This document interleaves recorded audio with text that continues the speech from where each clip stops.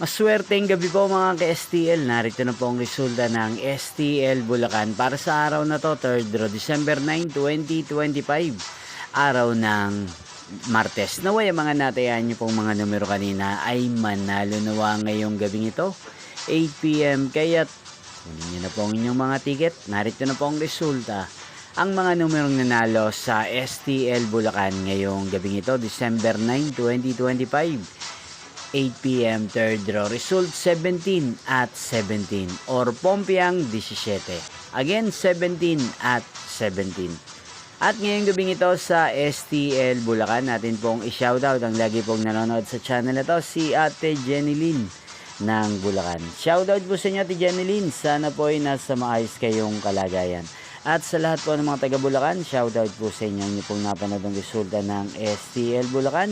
Magkita-kita pong muli tayo bukas ng alas 11 ng umaga.